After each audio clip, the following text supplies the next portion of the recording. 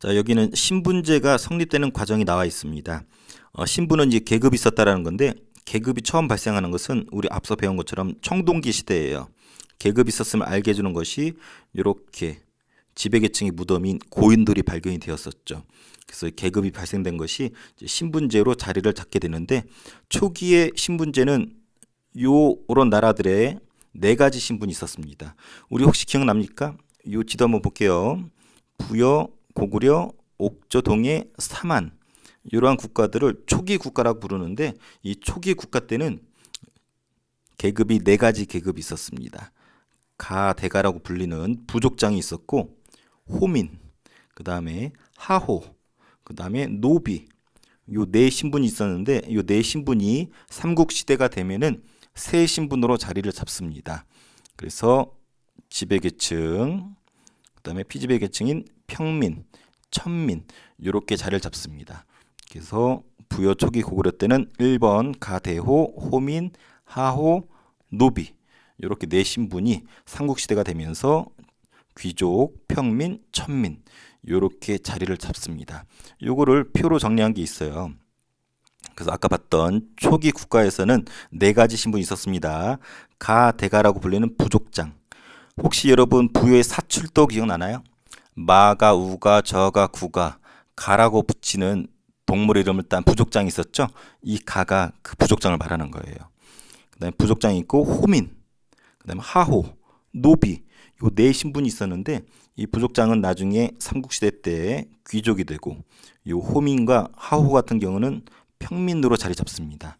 노비는 천민이 되고, 귀족은 당연히 여러 특권이 있었겠죠. 그리고 능력보다는 그 친족의 핏줄이 더 그 사람의 어떤 성공에 기여를 하게 되죠. 대표적인 게 신라의 골품제도 들어봤죠. 출신이 능력을 더 우선시하는. 그리고 평민은 대부분 농민이었고 세금 같은 것들을 내야 될 대상입니다. 천민의 대다수는 노비였었고 물건 취급을 받았었다고 하죠. 그래서 중요하진 않아요. 요 네 신분이 요 세 신분으로 자리 잡았다. 요 정도 기억을 하면 될 것 같아요. 그래서 방금 봤었던 삼국시대 때는 여기 지배계층, 귀족, 평민, 천민 이렇게 자리 잡는데, 여기 보면은 귀족, 평민, 천민으로 나눠지는 게 나와 있습니다. 위에서 본 것처럼 귀족들 같은 경우는 권력을 독점했고 여러 특권을 가졌었고, 그리고 별도의 신분제를 마련을 했는데 신라의 골품제도가 가장 유명하죠. 오늘 배운 것 중에 시험 제일 잘 나오는 것이 골품제도입니다. 뼈골, 품계, 품, 뼈의 품계에 따라서 그 사람의 영향을 크게 주는 것을 골품제라고 하죠. 아래서 자세히 볼게요. 평민은 주로 농민들이었었고 세금이나 노동력을 제공하는 삥 뜯기는 대상이 이 평민이었었죠. 천민은 천한 사람들 말해요. 거의 대다수가 노비였었고 예속당했었고 물건으로 취급이 돼서 매매 상속의 대상이 되었습니다. 그리고 여기 있는 골품제를 좀 더 볼게요. 신라의 신분제도를 골품제라고 하죠. 처음에 골품제도 같은 경우는 여기 보는 것처럼 성스러운 뼈다귀, 진짜 뼈다귀로 불리는 귀족이 있었습니다. 그 다음에 두품이라 불리는 지배계층이 요 순서대로 이렇게 있었고, 근데 통일을 전후해서 성골은 다 사라집니다. 3에서 1두품도 다 사라집니다. 결론적으로 요렇게가 남아서 신분제로 유지를 하게 되는데, 실질적으로 진골 귀족이 제일 왕을 배출하는 최고의 귀족이고 6, 5, 4로 이렇게 내려가게 되죠. 근데 문제는 이 신분제가 일상생활에 영향을 끼칩니다. 여기를 보면은 여기 골품이 있네요. 진골, 6두품, 5두품, 4두품이 있는데, 진골은 보다시피 승진이 끝까지 가능합니다. 2벌창까지. 근데 6두품은 여기까지밖에 못 올라가. 5두품은 여기까지, 4두품은 여기까지. 그리고 요 등급에 따라서 옷 색깔, 공복이란 말은 옷 색깔 말하는 거예요. 관리의 복장, 관리의 복장 색깔도 차등을 뒀습니다. 그리고 등급에 따라서 가옥, 집의 사이즈랑 그 다음에 가축의 마리수까지도 차등을 둔 것이 신라의 골품제도입니다. 그래서 능력이 아무리 있어도 승진에 제한이 있었고 가옥이나 가축 수까지도 제한을 뒀던 신라의 일상생활을 지배했었던 것이 골품제도입니다. 그래서 지배층을 위한 신분제고, 나중에는 이거 사라지고 진골부터 6, 5, 4두품까지 있었다라는 거. 그래서 개인의 정치뿐만 아니라 사회생활까지도 영향을 주고 제한을 뒀던 것이 신라 골품제도입니다. 근데 여기서 중요한 것이 여기 나오는 육두품이에요. 육두품은 보다시피 진골귀족 바로 아래죠. 그래서 얘네들은 나름대로 높지만 능력도 뛰어나요. 능력은 뛰어나지만 요거 지금 뼈다구 그린 겁니다. 뼈다구가 애매모호해. 낮지도 않고 진골보단 또 낮고, 그래서 능력은 있지만 뼈다구 출신이 애매모호하기 때문에 때에 따라서 대우를 받지만 또 때에 따라서는 왕따 당하는 애들이 육두품 애들이에요. 여기 나오네요. 통일 전후에 성골은 소멸됐고 얘네도 평민화되면서 얘네들만 자리 잡지만 여기는 육두품이 애매모호했다. 그래서 여기 나오지만 육두품의 역할이 통일 직후에는 왕권이 무지 세겠죠. 우리 앞서 배운 뉴스페이퍼 킹, 신문왕 기억납니까? 왕권이 엄청 셌었던 신문왕 때는 왕이 육두품 데리고 일을 시켰어요. 똘똘하니까. 비록 뼈다구 신분은 낮지만 능력이 있기 때문에 신문왕 같은 통일직후의 왕들은 이 육두품을 데려다 썼어. 육두품도 기분이 좋을 거 아니야. 그래서 신라에 상당히 우호적이었습니다. 하지만 신라 말이 되면은 우리 배운 것처럼 신라가 개판이야. 어떻게 개판이냐면 신라 수도가 경주 여기인데 150년간 왕이 20명 정도 배출될 정도로, 어때요? 왕의 평균 재임 기간이 7.5년밖에 안 돼. 그래서 왕을 하려고 진골 귀족들끼리 서로 죽이던 아주 혼란기가 신라 말의 상황입니다. 그러니까 지들끼리 죽이고 경주는 피바다가 되니까 지방의 통제가 느슨해지겠죠. 그러면서 지방에서 권력자들이 등장을 하는데 이 권력자를 우리 호족이라고 배웠습니다. 성을 쌓고 스스로를 성주 혹은 장군이라 불리는 실력자들이었는데 이 호족한테 누가 달라붙냐면 능력은 있지만 뼈다고 좋지 않았던 육두품이 호족의 품에 안기게 됩니다. 결론적으로 이 호족과 육두품이 손을 잡고 만든 나라가 신라를 무너뜨리고 고려가 되겠죠. 그래서 신라 말에 육두품은 반신라적인 경향을 띄었다고 합니다. 반이란 말은 신라의 적대적이었다라는 거예요. 왜? 통일 직후에는 왕이 이뻐라 하고 능력을 인정받아서 썼지만 신라 말에는 지들끼리 치고받고 싸우느냐고 육두품에 관심을 안 둬. 차라리 지방의 실력자 호족이 자기들이 인정해준단 말이야. 그래서 사람은 자기를 인정해준 한 사람한테 충성하는 성향이 있죠. 그래서 육두품은 자기들을 인정해주는 호족과 손을 잡고 신라의 적대적으로 됩니다. 그래서 끝내 고려를 세운 사람들이 이 호족과 육두품들이에요. 그래서 이 신라 말에 반신라적인 경향을 띠는 요 시기 때 육두품이 여러 명 있었는데 대표적인 사람이 삼최가 있었습니다. 최시성을 가진 육두품이 3명 있었는데 얘네들이 되게 유명해요. 여기를 보면은 아까 지방의 실력자들, 여기 왕건, 궁예, 견원 이런 사람들을 호족이라 부른다 그랬었죠. 지방의 성을 쌓고 성주 장군이라 불리는 신라의 적대적인 권력자들. 왜? 경주에서, 여기가 경주라면 지들끼리 치고받고 싸우니까 바쁘면서 얘네들이 등장을 하는 거죠. 그리고 농민 반란도 많았지만 농민 반란은 우리 앞서 배웠으니까 모르더라도 호족들이 등장하는 시기가 신라 말입니다. 요때 이 궁예는 이제 후 고구려를 세우고 견은 후백제, 왕건은 나중에 궁예를 죽이고 지가 고려를 세우게 되죠. 그래서 이런 애들이 다 호족들이에요. 호족들은 힘은 세지만 머리가 빈약하단 말이야. 그래서 브레인들, 머리를 빌려준 애들이 육두품 애들이고 대표적인 게 삼최라고 그랬었죠.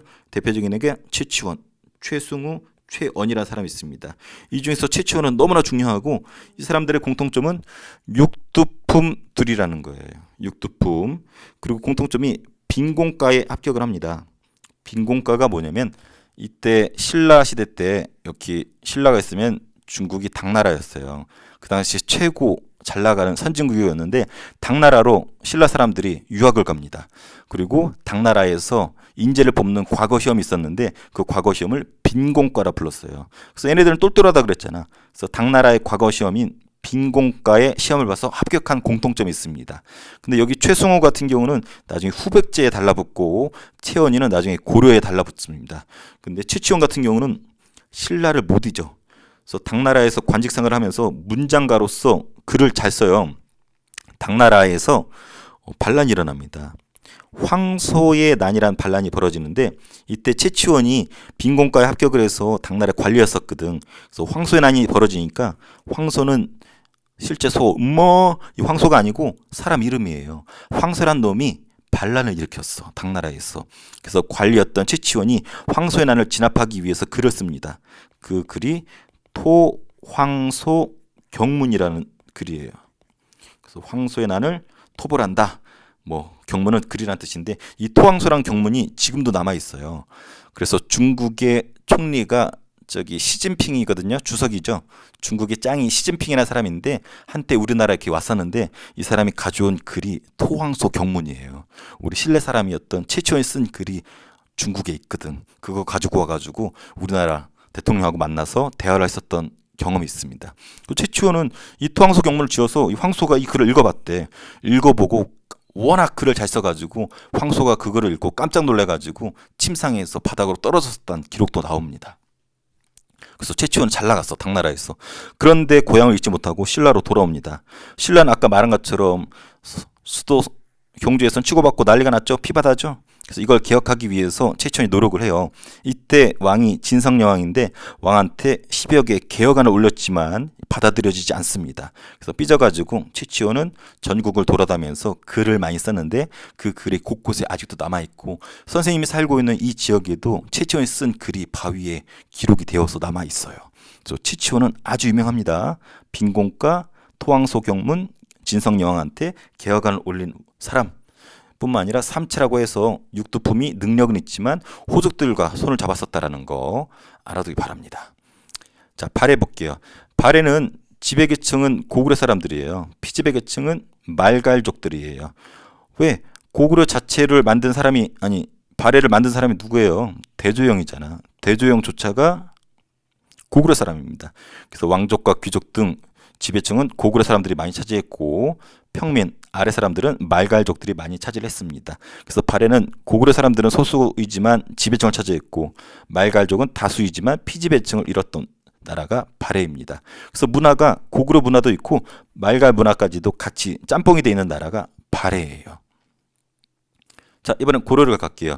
고려의 신분제도는 법적으로 양천제라고 합니다. 양천제, 합성어예요. 법적으로 양천제라 그러는데 양인, 천민, 합성어예요. 표를 보면은 이렇게 돼 있어요. 고려의 신분제도는 양인과 천인으로 구성이 되어 있다. 법적으로는. 그래서 합쳐서 양천제다. 양인은 평민이란 말인데 그 중에서 지배계층이 있고 중간계층이 있고 하층민들이 있어요. 하지만 다 법적으로는 자유민인 양인입니다. 그 중에서 여기까지는 좀 지배층을 잃었다라고 얘기를 하죠. 천인은 천민이에요. 그래서 노비들이 천민을 대다수로 이루게 되죠. 자, 양인 중에서 최상층부의 요 고위 관료들, 왕족과 높은 관리들이 지배층을 이뤘고 그 아래 중간계층이라 그러는데 서리, 남반, 향리, 하급 장교들은 말단 공무원들이 한마디로 서리는 관청에 매여 있는 관리들을 말하고 남반은 궁궐에 매여 있는 관리고 향리는 지방에 있는 공무원들을 향리라고 합니다. 하급 장교들이 있고 얘네들이 말단 공무원들인데 높은 관리들과 함께 지배층이 이뤘다. 근데 흔히 말하는 평민은 요 농민들, 상인, 수공업자 이런 사람들이 있고 향부곡소는 선생님 앞서 얘기했었을 거예요. 특수행정구역이라고 했습니다. 왕따 당하는 애들이에요. 왕따는 당하지만 대우는 아주 첨예스럽지만 실제로는 요 사람들 평민입니다. 평민, 양인. 자, 그다음에 천민으로는 노비들이 이렇게 자리 잡고 있습니다. 그래서 법적으로 양천제로 운영되었다라는 거. 그래서 요걸 좀 더 자세히 볼게요. 지배층의 요 사람들 첫 번째 신분인 고위 관료들, 두 번째 중간계층, 세 번째 양인, 네 번째 천민 이렇게 되는데요. 1, 2, 3, 4로 볼게요. 자, 왕족과 중앙의 고위 관료들은 과거 시험이나 음소, 백을 통해서 관직에 집중하죠. 그 지들끼리 결혼하고 대를 이어서 관리를 배출하면서 문벌을 형성합니다.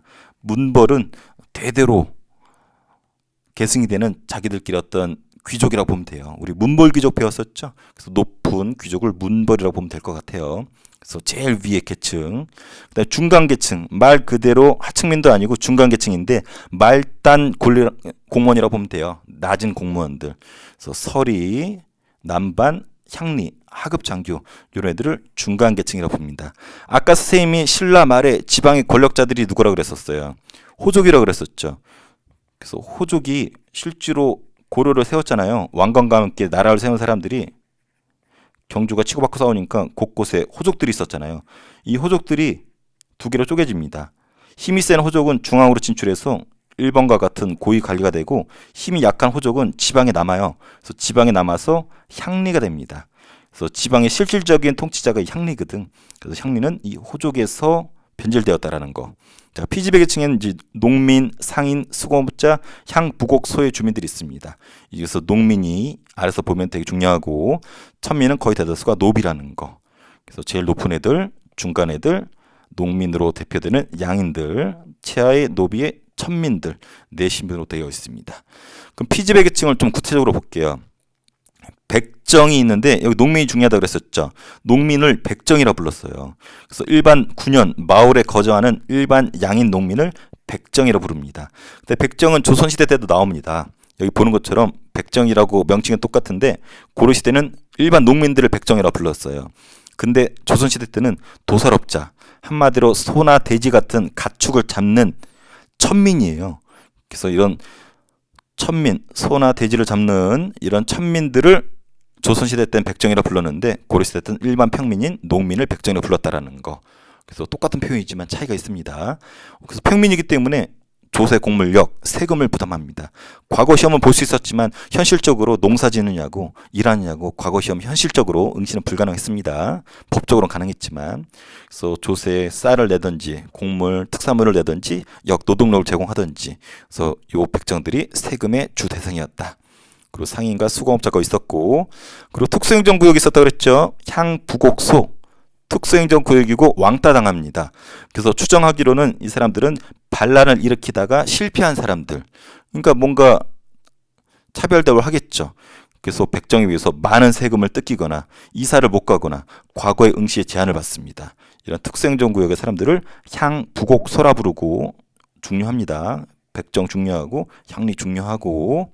그래서 이런 사람들이 있었고, 최하층민, 천인은 대부분이 노비입니다. 노비는 재산으로 간주되었어요. 사람 취급을 못 받았어. 그래서 팔 수도 있었고 살 수도 있었고 상속 증여의 대상이 되었고, 일찬즉천의 원칙이 적용됩니다.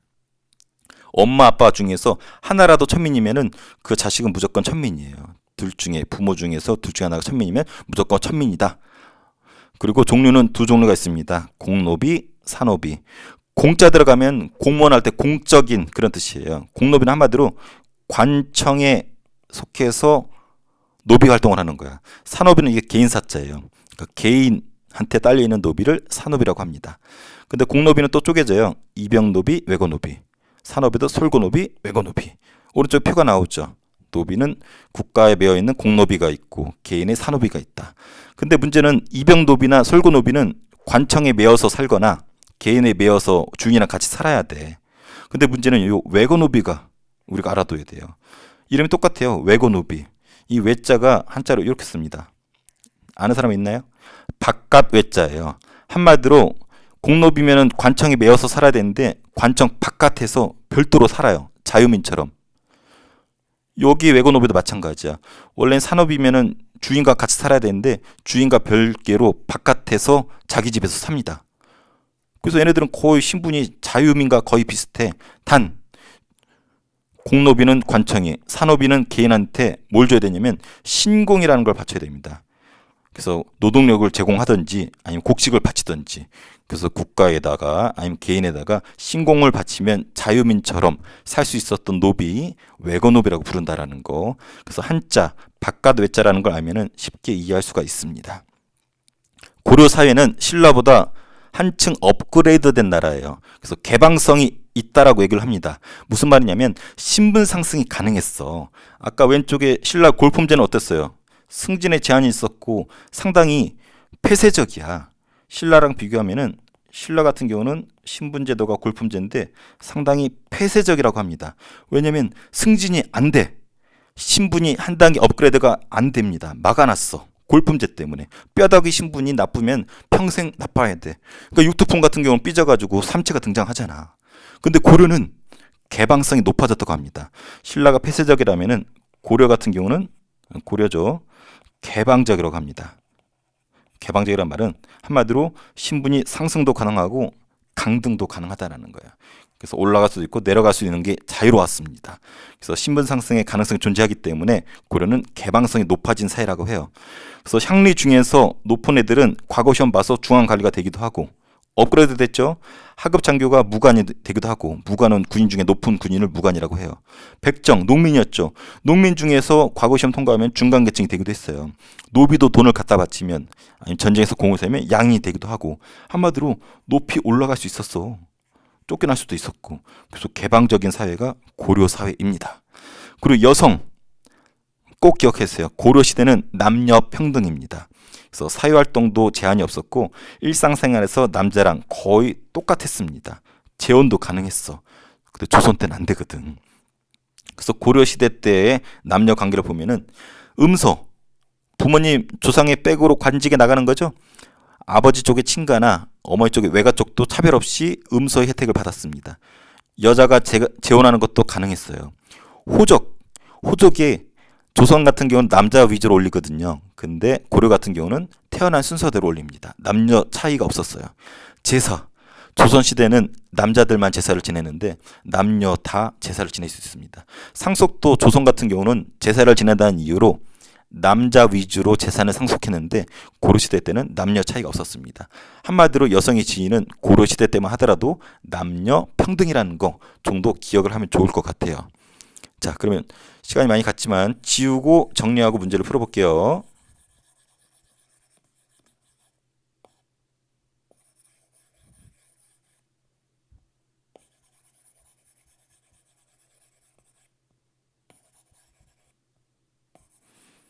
자, 정리 가볼게요. 자, 고대 신분제, 신분이 계급이 처음 등장하는 것은 청동시대였다. 고인들을 보면 알 수 있다. 이것이 신분제로 자리를 잡았다. 그래서 초기 국가, 이런 초기 국가 때에는 네 신분이 있었다. 가, 대가라고 불리거나 호민이라 불리거나 하호라 불리거나 노비로 있었다. 그래서 이렇게 네 신분이 있었다. 근데 삼국시대가 되면은 요 신분이 세 신분으로 자리를 잡는다. 그래서 귀족 계층, 평민, 천민, 귀족, 평민, 천민 이렇게로 자리 잡았다라는 거. 그래서 요 정도 흐름만 이해하면 돼요. 이거 별로 중요하진 않아요. 그래서 제일 위 신분은 뭐 당연히 권력을 독점했겠죠. 특권도 있고, 그리고 나름대로 신분제를 마련했는데 신라의 골품제가 대표적이었고 시험에 잘 나온다. 평민은 당연히 세금 삥 뜯기는 대상이었고 자유로운 자유민이었다. 천민은 자연스럽지 못한 부자유민이었는데 대다수가 노비였었고 재산으로 간주되어서 매매 상속이 가능했다. 신라의 골품제가 시험에 제일 잘 나온다. 그래서 원래는 성골, 진골 이렇게 있었지만 나중에 요구랑 성골 사라지고 이렇게 사라지면서 이렇게 네 신분만 자리 잡았다. 하지만 승진에 제한이 있었고 옷 색깔도 달랐고 일상생활에까지 제한이 있었다. 그래서 완전히 폐쇄적인 사회가 신라의 골품제였었다. 그래서 삐진 애가 누구다? 능력은 있지만 쓰임을 받지 못한 육두품이다. 그래서 육두품이 통일 직후에는 신문왕 때는 왕의 조언자로 정치적으로 역할을 하면서 사랑을 받았지만 신라 말에는 지들끼리 진골기지끼리 싸우면서 관심을 안 주니까 삐져가지고 신라의 반신라적 경향이 있었다. 그래서 삼태가 있었다. 그리고 당나라 활약하다가 귀국해서 개혁안을 진성여왕한테 올렸지만 빠꾸먹은 최치원이 아주 유명했었다. 발에는 지배계층은 고구려, 피지배계층은 말갈족이 있었다. 그리고 고려의 신분제도는 양천제다. 양인, 천민 이렇게 구성이 되어 있다. 그래서 양인, 천민. 그래서 지배계층, 중간계층, 하층민. 하지만 평민이다. 그리고 천민은 거의 대다수가 노비다. 그래서 지배계층에서 최위계층, 중간계층, 그 다음에 양인, 천민. 그래서 얘네들은 당연히 여러 가지 경로로 관직에 진출했고 문벌 귀족이 되었고 말단 관리들은 중간계층으로 불렸다. 그 다음에 양인은 평민은 농민이 대다수였고 백정이라 불렸다. 천인 대다수는 노비였다. 백정 여기 나오죠. 일반 양인 농민들을 백정이라 하지만 조선시대 때는 도살업자로 천민 취급을 받았다. 그리고 세금의 주 삥뜯기는 대상이 백정이었었다. 과거응신 가능했지만 현실적으로 불가능했다. 이런 애들도 양인이었었고 향부곡소가 중요했었죠. 특수행정구역으로 왕따 당했다. 세금 많이 내야 되고 이사 못 가고 과거 제한이 있었고 그래서 반란 일으키다가 미연털 박힌 애들이 향부곡소였다. 최하층민은 노비가 다수였다. 재산으로 간주되었고 일찬즉천 부본 중에 하나가 천민이면 천민이었었다. 노비의 종류는 두 종류가 있었다. 그 중에서 우리는 외고 노비를 기억해야 된다. 바깥에 살면서 신공을 바치는 좀 자유스러운 존재였었다. 고려 사회는 한 단계 업그레이드된 사회였다. 개방성이 있었다고 그랬었죠. 그래서 신분 상승이 가능했습니다. 그래서 내 신분이 있으면 이렇게 신분 상승 가능했고, 이렇게 가능했고, 이렇게 가능했었다. 물론 거꾸로도 가능했겠죠. 그래서 위아래가 가능한, 신라의 골품제가 폐쇄적이라면 위아래가 가능한 개방적인 사회였었다. 고려시대 때 여성의 지위는 남녀 평등이었었다. 제한도 없었고 차이도 없었다. 그래서 구체적으로 음서 혜택 똑같았고, 여성이 재혼이 가능했고, 호족도 남녀 똑같이 나이 순서대로, 제사도 남녀 똑같이, 상속도 똑같이. 그래서 좀 더 부연을 하면은 고려 때부터 언제까지, 조선 전기까지는 똑같습니다. 이때는 남자랑 여자가 똑같아. 거의 비슷해. 근데 조선 후기가 되면은 성리학이 일반화되면서 남자가 압도적으로 여자보다 우월한 사회가 됩니다. 여자는 인간 취급을 받지 못했어요. 이 흔적이 아직도 남아있긴 하지만, 그래서 아직도 남녀 평등을 부르짖지만 조선 후기는 남성 위주의 사회였었다라는 거 뒤에 배울 거고요. 고려뿐만 아니라 조선 전기까지 남녀 평등이라는 거 꼭 기억하기 바랍니다. 자, 문제 한번 풀어볼게요. 신분제가 등장한 건 신석기가 아니라 어디였어요? 청동기였습니다. 자, 고려시대 하층민. 원래 네 신분이 있었죠. 최위에, 그 다음에 중간계층, 그 다음에 백정 같은 농민들, 그 다음에 천민들.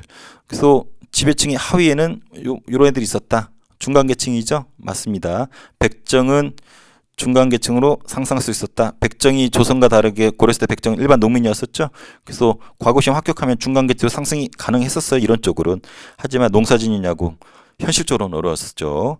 자, 용어. 성골, 진골, 육도품, 골품제죠.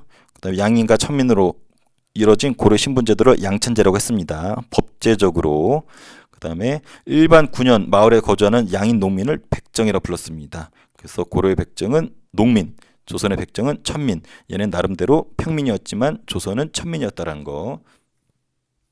자, 고려시대 이 높은 애들은 문벌 귀족이 되었었죠. 문벌을 형성했습니다. 향부곡소는 특수행정 구역에 있었죠. 일반 마을보다 많은 세금, 이사 못 가고 과거 시험도 금지되었었죠. 그리고 향리 기억납니까? 향리. 신라 말에 호족이었던 애들이 향리가 돼서 지방의 실질적인 권력자가 되었었죠. 요 애기들은 과거에 급제하면 중앙에 관리고 될 수 있었습니다. 신라의 최고 신분은 진골이었었죠. 그리고 발해의 평민은 위의 계층은 고구려 애들이고 하층민들이 말갈족이었었죠. 그 다음 고려시대 공노비가 두 개로 쪼개졌었죠. 이병노비, 외고노비. 그 중에서 신공을 바치면 자유로운 외고노비 이렇게 있었고, 같이 사는 솔고노비가 있었죠. 아니죠. 이병노비죠. 이병노비.